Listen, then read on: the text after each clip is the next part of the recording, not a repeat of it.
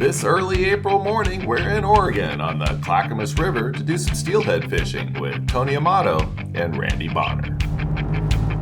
Hey guys, Tony Amato here from Salmon Trout Steelheader Magazine, and today we're out fishing probably my home river that I grew up on. Caught my first Chinook salmon here just upstream, and we're just outside of Portland, Oregon. It's absolutely beautiful, like the warmest day of the year, if you can believe that. So maybe that'll get the fish to bite. They don't like it cold unless it's over 72 degrees in the water. So let's hit it. We're gonna head up the river. We're gonna start side drifting with some beads. We're gonna pull over, fish from the bank in a few spots, and we'll cross our fingers. I think we're gonna have some luck. Dave's Tangle Free stick lids. Steel, I guess it would be. Steel sticks? Stick weights. So we also got some Dragon Balls here that we're gonna try. So we'll give it a shot with both and see which one hangs up the least. We're gonna side drift with beads. So we got our swivel, we got our stick weight here, and then we got our bead and hook right here. And I'm gonna stick a little bit of some scent on here.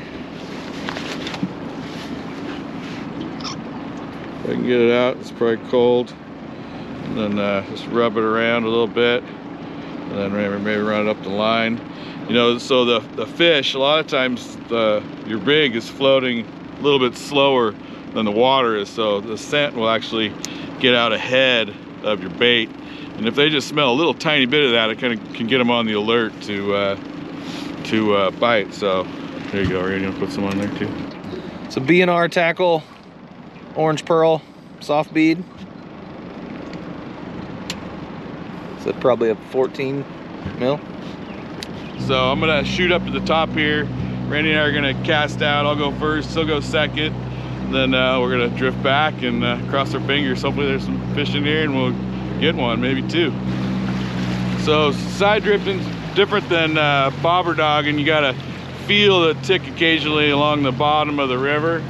And if you're not feeling that, you gotta add a little bit of weight. Oh, I think that's just bottom. But and then when you feel the take, your rod's just gonna kind of load up almost like a snag.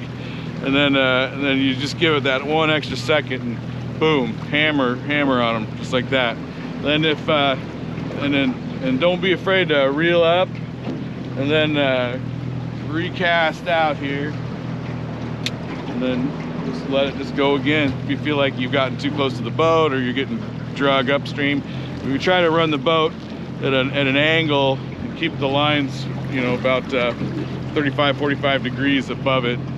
But sometimes it's difficult if you're in a really heavy current and it's a lot slower on the edges. And the fish, in this situation, the fish aren't in the heavy current. They're in this slow area along the middle of the river.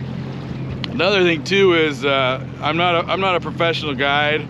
Usually it's me taking some friends out fishing, and I had one rod set up with some green braided line, so I added a couple more just because I wanted to match the line for dragging. But this is definitely not the best line to use for side drifting. You want some of that high vis mono, just so you can see, and it really helps the guy driving the boat, which would be me, to see where the other guys are at. And right now it's a little difficult, but it's just the two of us fishing right now, so it'll still work. Just keep that in mind though, high vis line. Well, and also keep in mind that as you're drifting back with the current, you got to watch the lines, and then like I said, you want to use the high vis mono. And then as you're drifting, if your lines start to fall back, speed the boat up backwards. If the lines start to pull in front of the boat, then speed up a little bit forward so they catch up with you.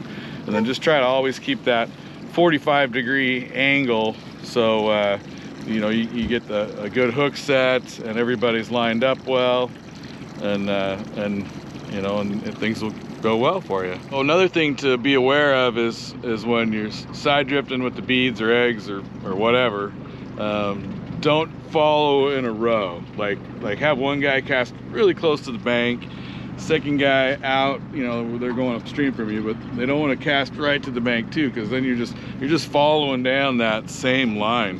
So, which makes it perfect for me, because I'll be the one to catch fish, and the next guy won't. But if a fish is farther in because I went towards the bank, and the next guy above me is closer in.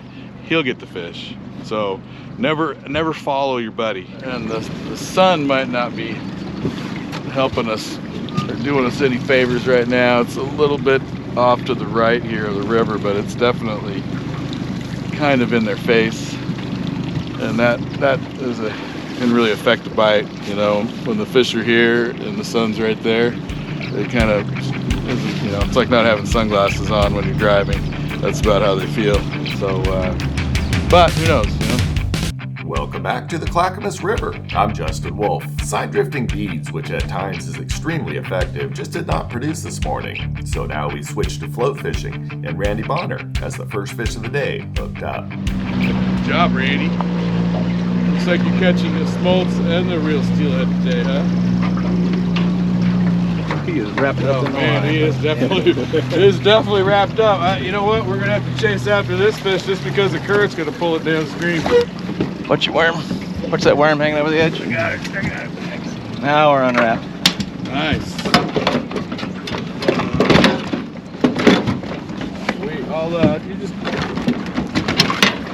Okay, there we go. Oh, he is just wrapped up in the line here. Quick. Still wrapped up? Dip it. Dip it. Criminy.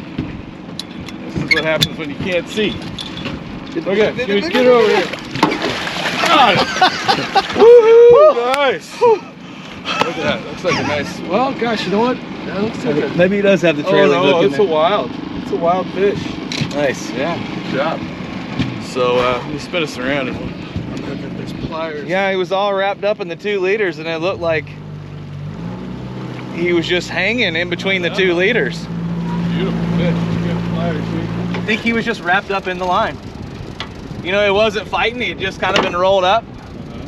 And he was just wrapped up in the line at that point. He'd already spit the hook, or she.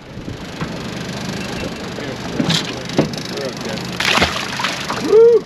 Sweet. Good to go. Success! All right, guys! Yes! It bit the top hook. It wrapped up in the bottom hook, which is bent now. And then it came off the bottom hook, but its mouth was here, and I could see it just laying on the surface. It wasn't even hooked anymore. It was just threaded on the line. Made the scoop just in time. So that was definitely a wild fish that's been in the river for a bit, but nice and bright, fought really good. Heck, I don't know how many times it jumped, right? So that's awesome. So we're gonna head back up, because if there's 1 fish, what does that mean? That means there could be 2. Oh, that is a beautiful fish, and it's not done yet. It is not done yet. Oh! Oh, again! That's a chrome bright summer fish. Right where it was supposed to be, on my line. Look at that beauty. Rubber worm, bobber. We're gonna have to float it through these ripples here and then come out on the other side. Good right now, you sure? There we go. That's a hatchery fish. It's the summer, so bring it on in. Look at how chrome bright she is. Beautiful fish. Yeah, wow, guys. Woo! Awesome. Haha.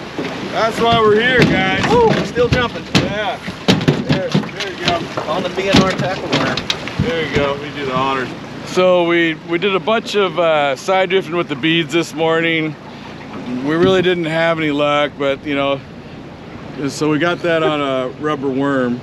But that doesn't, you know, if we would have been using the beads, might have happened as well. We just happened to have this on. So, but look at this beautiful fish, chrome bright summer steelhead.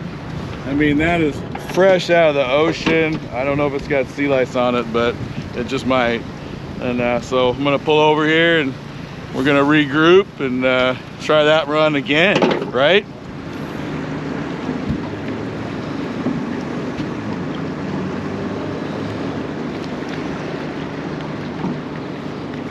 Ready to roll? How about that? 2 fish and look around. where is everybody? Just us, right? Chasing springers. Yeah, well, there's always that. But hey, I'll take that fish any day.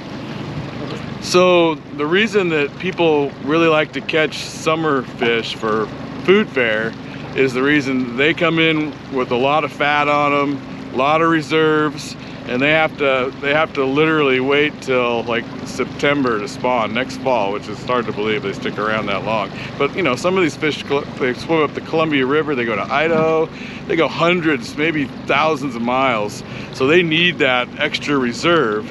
So they come in extremely bright and fatty, whereas your winter fish, they come in, they spawn, and they leave. They don't need that extra energy. They know that they can come in and go back to the ocean, which, you know, not all of them make it, or the summers for that matter. But it's the same with Chinook. Your spring Chinook don't spawn until fall, which is like pretty much like the summer Steelhead. So anyway, if you get a summer Steelhead, great fish to eat, great fish to take home, fillet, and share with your family for dinner. Hey, I want to thank Randy and Justin for coming out today. We had a great time. We got a summer Steelhead, we got a winter Steelhead, and Randy here, he just did this new book, the Bead Fishing Bible. It's just out. We just got it in like 3 or 4 weeks ago, and we've been selling the heck out of it. And Randy, tell us what's your favorite chapter in the book? Well, I like the introduction a lot. I know that's not a chapter, but one thing we were talking about earlier today was the designing of the tapers. So line, knot, zen, and the art of tapering is definitely a valuable chapter in the book. Just kind of explains how to build a taper with different constructions of line, braid, monofilament, fluorocarbon, to basically make like a taper like fly anglers do, constructing your own taper with different line ratings and line types. It's available at amatobooks.com if you want to get it online. You should also look for it at your favorite tackle store as well. But hey guys, thanks for coming. What a great day. It's beautiful, and we should do it again.